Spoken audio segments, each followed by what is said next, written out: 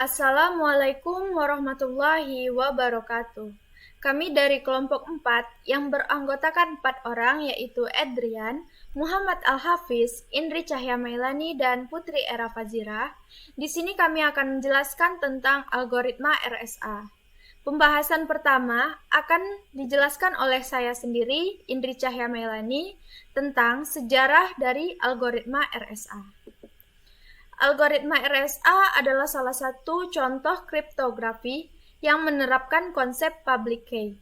Algoritma ini pertama kali dipublikasikan pada tahun 1977 oleh 3 orang, yaitu Ron Rivers, Adi Samir, dan Leonard Adleman dari MIT. Nama RSA sendiri merupakan nama singkatan dari mereka bertiga, yaitu Rivers, Samir, dan Adleman, yang diambil dari masing-masing nama belakang mereka. Jadi sebelumnya, Clifford Cook, seorang matematikawan Inggris, bekerja di GCHQ, sebenarnya juga telah mengembangkan algoritma yang hampir sama dengan RSA ini pada tahun 1973. Namun, algoritma buatannya tidak begitu dikenal oleh publik karena merupakan proyek yang rahasia. Penemuan tersebut baru terungkap pada tahun 1997. Dan walaupun begitu, algoritma yang dikembangkan Rivers, Samir, dan Adleman tidak berhubungan dengan pekerjaan dari Clifford Cook. Algoritma RSA ini dipatenkan oleh MIT pada tahun 1983 di Amerika Serikat sebagai US Patent dengan nomor 4405829. Paten ini berlaku hingga 21 September tahun 2000. Jadi semenjak algoritma RSA dipublikasikan sebagai aplikasi paten, regulasi di sebagian besar negara-negara lain tidak memungkinkan penggunaan paten. Jadi hal ini menyebabkan hasil temuan dari Clifford Cook lebih dikenal secara umum. Tetapi pada bulan September tahun 2000, setelah masa berlaku paten algoritma RSA berakhir, semua orang telah dapat menggunakannya secara bebas. RSA adalah salah satu algoritma penyandian yang paling banyak mengundang kontroversi selain DES. Sejauh ini belum seorang pun yang berhasil menemukan celah keamanan pada DES dan RSA. Tetapi tak seorang pun juga yang berhasil memberikan pembuktian ilmiah yang memuaskan dari kedua teknik sandi ini. Untuk menyandi informasi dan untuk menerjemahkan pesan, sebuah algoritma penyandian memerlukan sebuah data biner yang disebut dengan kunci. Tanpa kunci yang cocok, orang tidak bisa mendapatkan kembali pesan asli dari pesan tersandi. Jadi pada DES digunakan kunci yang sama untuk menyandi atau enkripsi maupun untuk menerjemahkan atau dekripsi. Sedangkan RSA menggunakan dua kunci yang berbeda. Istilahnya DES ini merupakan sistem sandi simetris, sementara RSA merupakan sistem sandi asimetris. Dan kedua sistem ini memiliki keuntungan dan kerugiannya masing-masing. Jadi, sistem sandi simetris cenderung jauh lebih cepat sehingga lebih disukai oleh kalangan industri. Kekurangannya, pihak-pihak yang ingin berkomunikasi secara privat harus punya akses ke sebuah kunci DES bersama. Walaupun biasanya pihak-pihak terkait sudah saling percaya, skema ini memungkinkan satu pihak untuk memalsukan pernyataan dari pihak lainnya. Sedangkan pada RSA yang menggunakan algoritma asimetrik mempunyai dua kunci yang berbeda yang disebut dengan pasangan kunci untuk proses enkripsi dan dekripsinya. Kunci-kunci yang ada pada pasangan kunci mempunyai hubungan yang matematis, tetapi tidak dapat dilihat secara komputasi untuk mendedukasi kunci yang satu ke pasangannya. Jadi algoritma ini disebut kunci publik karena kunci enkripsinya dapat disebarkan.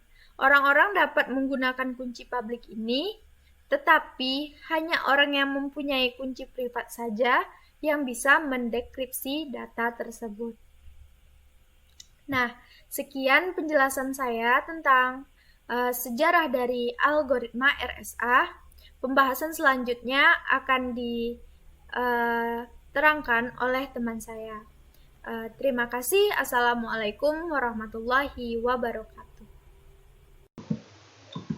Assalamualaikum warahmatullahi wabarakatuh. Perkenalkan, nama saya Muhammad Al-Hafiz dari Teknik Informatika Universitas Sultan Syahrir Qasim Riau. Oke, di sini saya akan menjelaskan apa itu algoritma RSA. Oke, algoritma RSA itu sendiri adalah suatu algoritma kriptografi yang dimana dia memiliki dua buah kunci. Maka dari itu kita juga bisa menyebutkan dia adalah asimetrik. Jadi dua kunci ini akan kita gunakan dalam enskripsi dan deskripsi.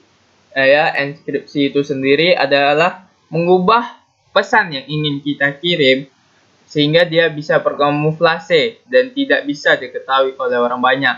Jadi bisa dirahasiakan kunci kita ini. Dan deskripsi itu sendiri adalah mengubah dari kamuflase pesan itu tadi menjadi pesan. Jadi si penerima yang kita kirim bisa membaca pesan yang kita kirim. Oke, di sini kita tadi sudah menyebutkan bahwa itu memerlukan dua kunci, yaitu public key dan private key. Jadi kunci public di sini kita diperlukan dalam menginskripsi pesan kita, sedangkan private key digunakan dalam mendeskripsikan pesan kita tadi. Oke, plain text di sini menjabarkan bahwa itu adalah pesan kita, sedangkan ciphertext ini pesan yang telah kita kamuflasekan. Jadi kita ubah menggunakan kunci public, langsung kita deskripsikan menggunakan private key. Oke, ini beberapa kerangkanya. Jadi dalam kerangkanya itu ada C ini kita lambangkan ciphertext, M itu adalah plain text, E itu adalah kunci public. Untuk enskripsi kita menggunakan kunci public, kita modkan dengan modul bilangannya. Sedangkan deskripsi itu sendiri kita masukkan ciphertext yang sudah kita dapati, kita pangkatkan dengan kunci privat, kita modkan dengan modul bilangannya. Oke, ada beberapa atribut yang harus kita ketahui. Yang pertama, kita harus mencari bilangan prima, dua bilangan prima, yang dimana ketika dua bilangan prima ini semakin besar, maka tingkat keamanannya juga semakin tinggi, akan sulit dibobol oleh orang atau diketahui pesan kita itu. Jadi kita anggap di sini bilangan prima P dan Q. Dan yang kedua, kita akan mencari modul bilangannya, tinggal kita kalikan saja dua bilangan prima tersebut.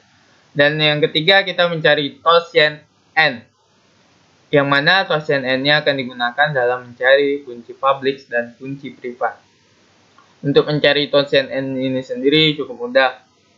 Yang kita kurangi bilangan prima pertama dengan 1, kurangi juga bilangan kedua dengan 1, lalu kita kalikan hasil dari P dan Q tadi. Dan yang ketiga itu adalah kunci public.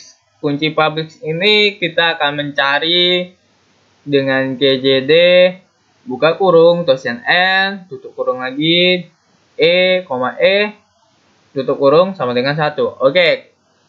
Maksud dari GCT ini dan seterusnya ini adalah faktorial pembagi terbesar dari tocient N dan E itu sama dengan 1.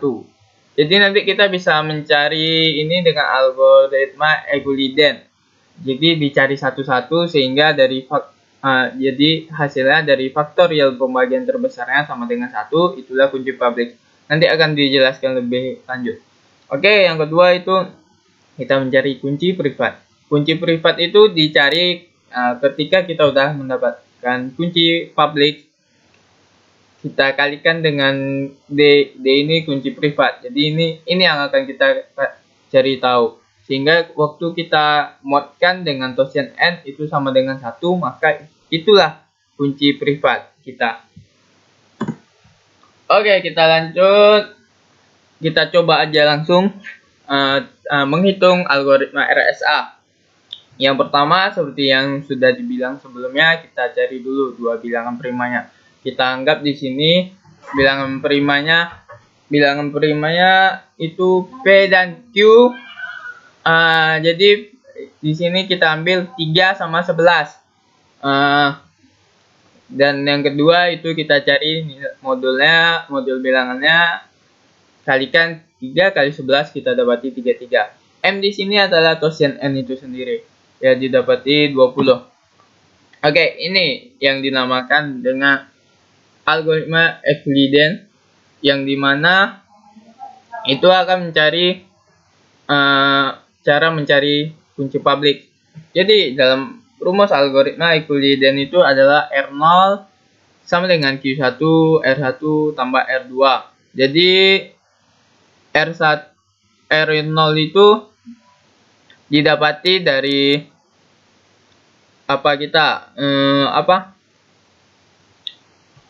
E0 itu didapati R0 itu ada E ya. E ini ya kita coba satu-satu nanti, yang dimana hasilnya bisa menjadi 1.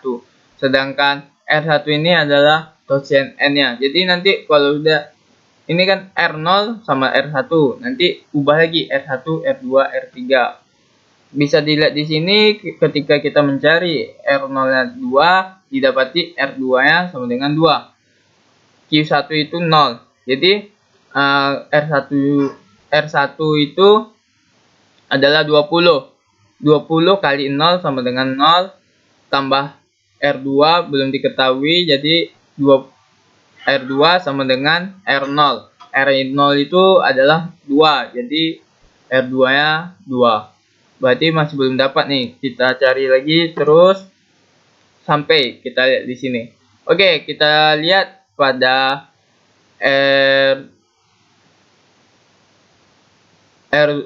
E-nya 7 di sini, yang R2-nya itu 7 dan R3-nya jadi ya 6.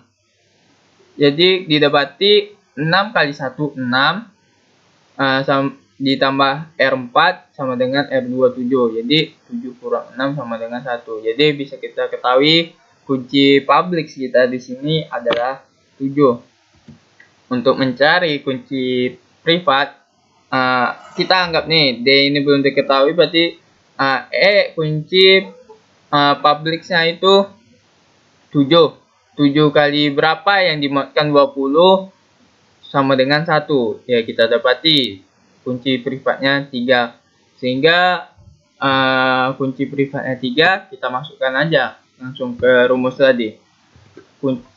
C itu keeper stack. Jadi kita inskripsikan 14 dibangkitkan dengan 7, kunci publik kita tadi dimodkan dengan 33 dari modul bilangan. Kita dapati 20, dan ketika kita masukkan ke deskripsi itu kita dapati jadi hasil deskripsinya kembali lagi ke 14. Jadi kalau misalnya kita anggap pesan kita ini adalah huruf A ini dengan kode 14. Kita inskripsikan sehingga dia ketika dilihat orang banyak, angka 14 ini menjadi 20. Dan ketika kita deskripsikan lagi, dia berubah lagi kembali dari 20 menjadi 14. Sehingga itulah yang dinamakan algoritma RSA. Ada beberapa hal yang perlu kita ketahui, yang dimana atribut itu bisa diketahui orang banyak dan bersifat rahasia. Tentunya bilangan prima kita rahasiakan, karena bilangan prima inilah input dari algoritma RSA kita. Sedangkan modul bilangannya kita tidak rahasia. Boleh kita buka, kita tidak rahasiakan. Kenapa?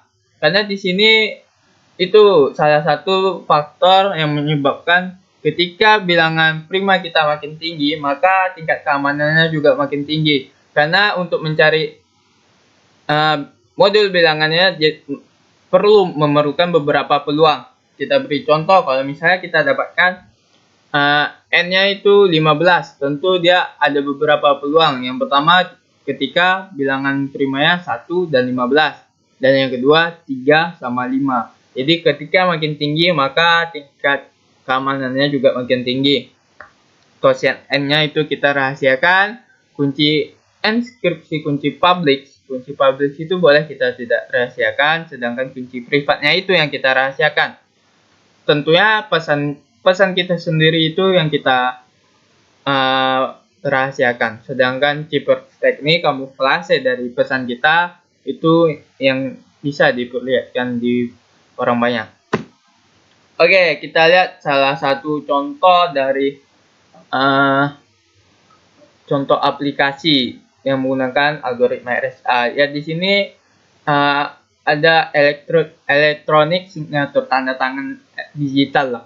Kalau untuk di daerah saya sendiri di Kota Dumai itu di beberapa instansi pemerintahannya sudah menggunakan tanda tangan elektronik. Jadi nanti tanda tangan kita ini akan dienskripsikan menggunakan RSA itu menjadi kode-kode, Pak. Kalau di sini dia jadi beberapa barcode lah jadi ya. Dan ketika ingin di scan itu akan kembali lagi berubah menjadi tanda tangan kita. Jadi ya semakin canggih zaman sekarang, algoritma RSA ini sangat diperlukan dalam melalui apapun. Atau mungkin bisa kawan-kawan lihat sendiri kalau hal umum yang sering kita gunakan itu adalah email. Jadi email kita itu nanti ketika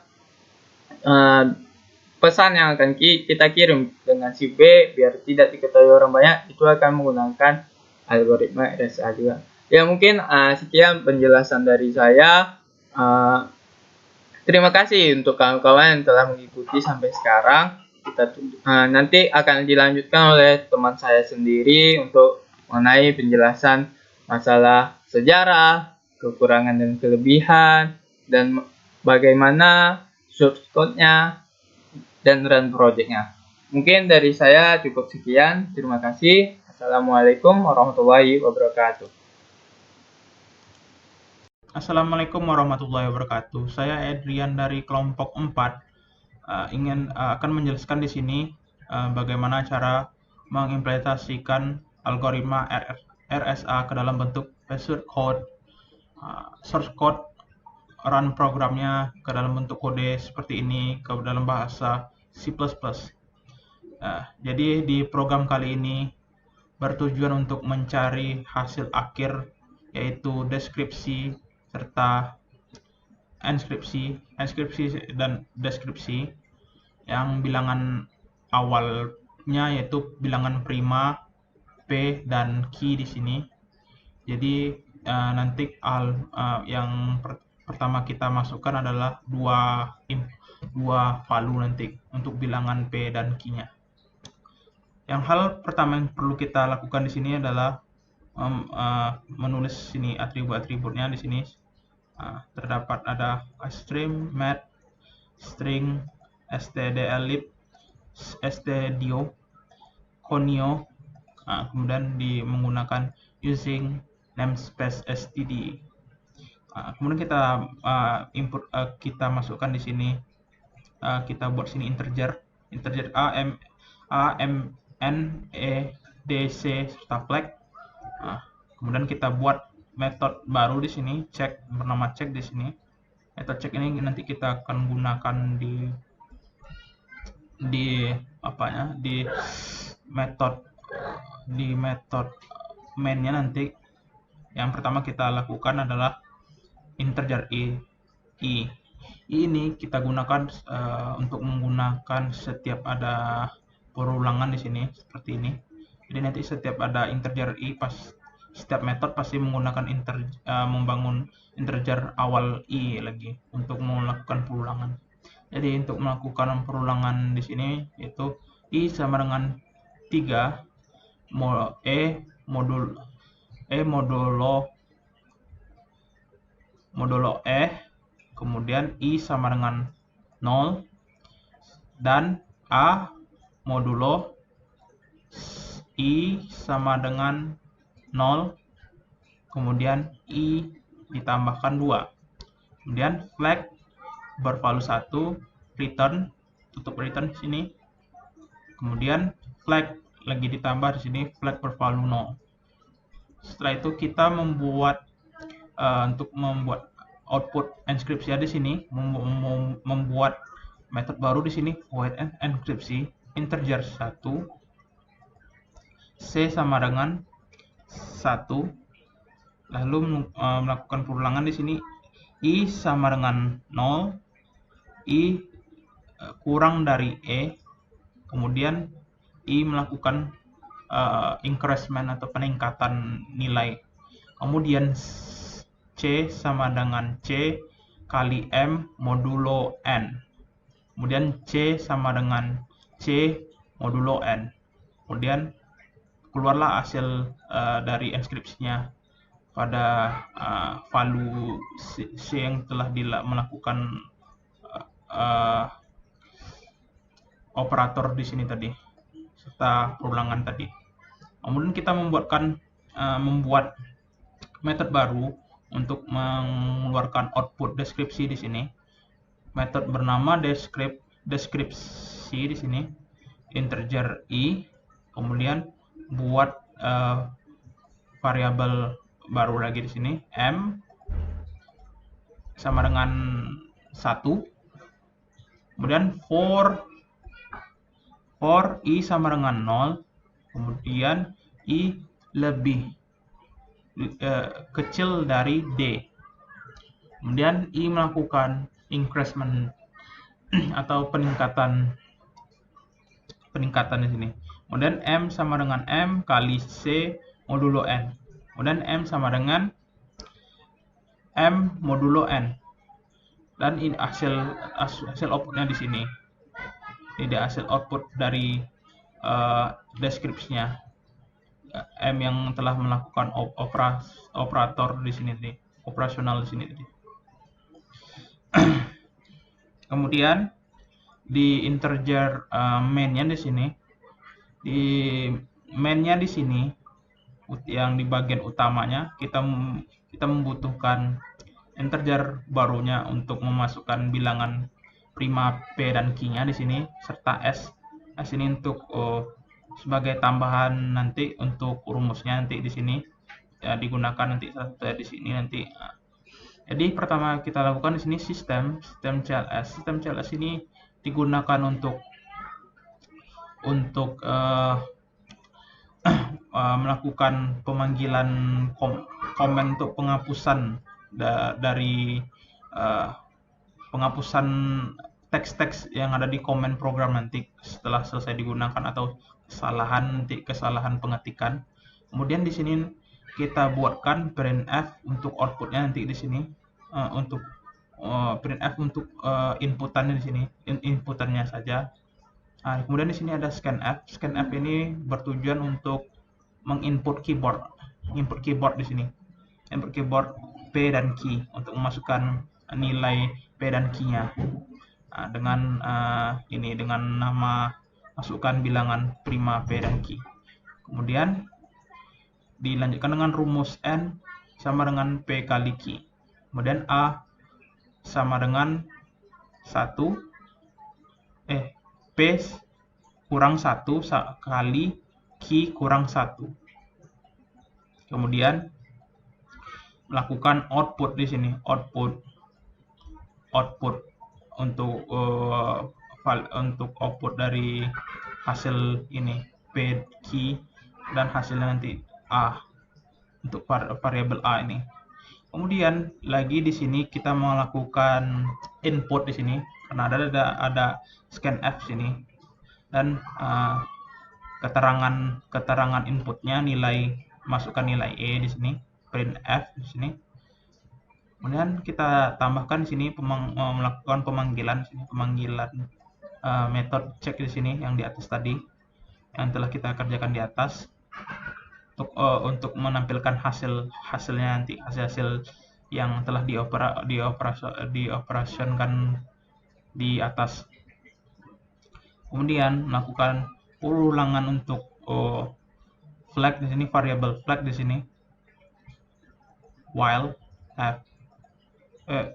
looping di sini ya, perulangan. D sama dengan 1, do di sini. Kemudian S sama dengan D kali E modulo A. D melakukan increment lagi di sini. Lakukan lagi di sini while S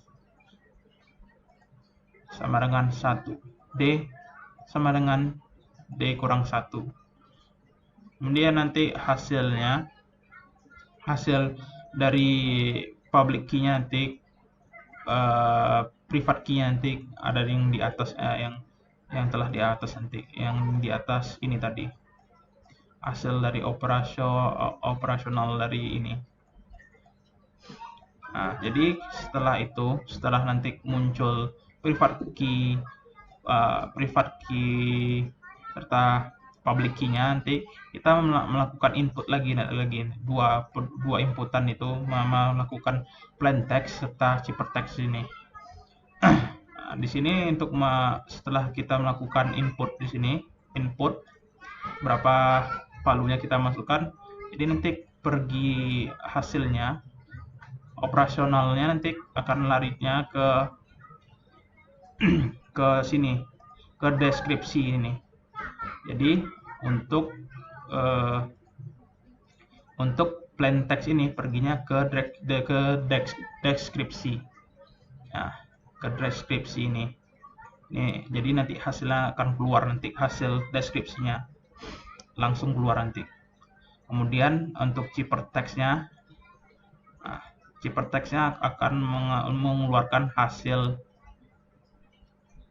deskripsi ini. Nih, ada value M-nya di sini. Jadi sekian dari kode ini, penjelasan dari kode ini. Kemudian saya akan mendemokan bagaimana programnya ini bekerja. Jadi bisa dilihat di sini, masukkan bilangan prima, P dan Q. Jadi kita harus memasukkan dua value di sini. Jadi saya mencontohkan di sini untuk nilai P-nya 17 dan nilai Q-nya 11. Kemudian akan mengopkat Fn-nya 160. Kemudian kita diminta memasukkan nilai E. Saya akan mencontohkan di sini nilai E-nya 7. Kemudian akan muncul lagi di sini outputnya ada 2. Untuk public serta privat di sini ada 7,187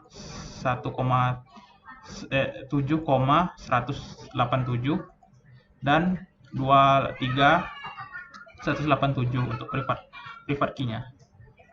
Setelah itu ini yang 2 digit ini 7 serta 187 ini digunakan nanti untuk mencari, misalnya saya buat line text-nya di sini 88.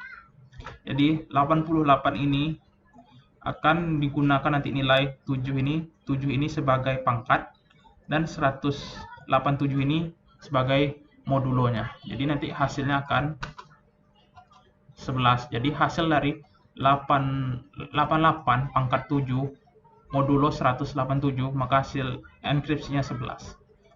Jadi sekarang lagi untuk mencari hasil deskripsinya yang harus kita masukkan ciphertext-nya terlebih dahulu.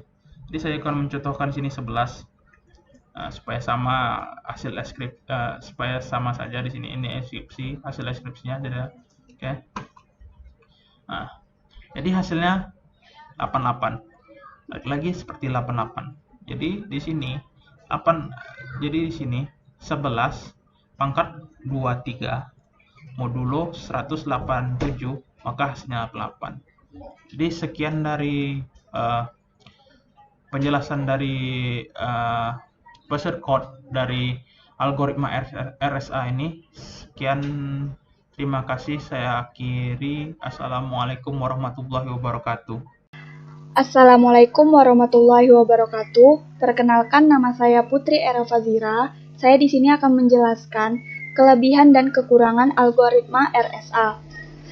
Dalam penggunaan kriptografi RSA, tentu terdapat kekurangan dan kelebihan yang didapat pada algoritma RSA. Sekarang saya akan membahas beberapa kekurangan dan kelebihan algoritma tersebut. Di sini saya juga akan membahas perbandingan algoritma RSA dengan algoritma lainnya.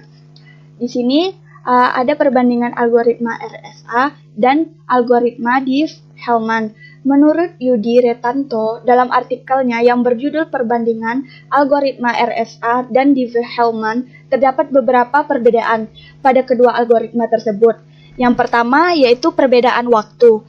Menurut penelitian, rata-rata yang didapat pada algoritma RSA yaitu 433,9, sedangkan untuk algoritma Diffie-Hellman membutuhkan rata-rata 318,5, sehingga dapat dikatakan bahwa kecepatan proses algoritma Diffie-Hellman lebih baik atau lebih cepat daripada algoritma RSA. Hal ini terjadi karena algoritma kriptografi Diffie-Hellman lebih sederhana dibandingkan algoritma RSA. Perbandingan tingkat keamanan pun algoritma Diffie-Hellman lebih unggul daripada algoritma RSA karena algoritma RSA nilainya dipublikasi sehingga dapat kemungkinan dibongkar oleh pihak lainnya. Sedangkan pada algoritma Diffie-Hellman, nilai yang dipilih oleh masing-masing pihak tidak dikirimkan sehingga terjamin keamanannya. Namun dalam efektivitas kunci, algoritma RSA unggul daripada algoritma Diffie-Hellman. Karena dalam algoritma Diffie-Hellman membutuhkan pertukaran data antara pihak untuk saling berkomunikasi, sehingga akan butuh data baru dan pertukaran data baru jika ingin melakukan komunikasi dengan pihak lainnya. Sedangkan pada algoritma RSA, tidak perlu lagi melakukan pembangkitan kunci. Setiap pihak cukup mengambil kunci publik yang telah tersedia tanpa harus melakukan pembangkitan. Baiklah lanjut, kelebihan algoritma RSA yaitu tingkat keamanannya berlapis karena memakai dua kunci, yaitu enskripsi dan deskripsi. Dapat digunakan sebagai tanda tangan digital sehingga keaslian dari sebuah dokumen bisa dijaga. Ketiga, distribusi kunci jadi lebih mudah karena jalur aman untuk distribusi kunci tidak lagi diperlukan. Manajemen kunci jadi lebih mudah karena tiap pelaku sistem memiliki sepasang kunci. Sulitnya memfaktorkan bilangan prima atau memecahkan bilangan prima. Dengan cara ini keamanannya lebih bagus, jadi lebih ketat gitu. Lanjut, bisa mendeskripsi gangguan dari sebuah dokumen yang bisa ditandatangani digital. Kekurangan algoritma RSA yaitu kecepatan operasi yang lebih lambat dibandingkan kriptografi simetrik. Sama seperti hal yang saya jelaskan di pertama, kecepatan operasi yang dimiliki RSA ini lebih lambat daripada algoritma yang sebelum-sebelumnya. Karena dia butuh waktu proses untuk bilangan prima untuk memecahkan kunci tersebut. Dia membutuhkan proses enkripsi, deskripsi untuk memecahkan kunci tersebut. Lalu ukuran chip jadi jauh lebih besar. Lalu menggunakan energi komputer lebih besar. Kehilangan kata kunci, maka artinya kehilangan kata kunci itu untuk selamanya. Jika peretas tahu public key seseorang, maka seluruh pesan orang itu dapat dimanipulasi peretas tersebut. Lanjut kesimpulan, berdasarkan uraian yang saya dapat, diperoleh kesimpulan bahwa konsep yang dipakai RSA itu yaitu konsep matematika, yaitu bilangan prima. Kita memecahkan bilangan prima agar mendapatkan kunci-kunci tersebut. Cara kerja algoritma pun terdiri dari proses pembangkitan kunci, proses pembangkitan enskripsi, dan proses pembangkitan deskripsi. Algoritma RSA dapat digunakan sebagai salah satu pilihan dalam menjaga dan mengamankan pesan rahasia, karena sulit untuk memfaktorisasi terhadap bilangan yang terbentuk dari dua bilangan prima yang besar, sehingga tingkat keamanan algoritma RSA cukup tinggi, karena dia menggunakan bilangan prima yang besar. Lalu mereka membutuhkan waktu yang lama untuk memecahkan algoritma RSA tersebut. Jadi tingkat keamanan pada algoritma RSA ini cukup tinggi. Jadi dapat digunakan sebagai salah satu pilihan menjaga dan mengamankan pesan rahasia. Baiklah, sekian dari presentasi saya. Maaf jika terdapat kesalahan. Saya undur diri. Assalamualaikum warahmatullahi wabarakatuh.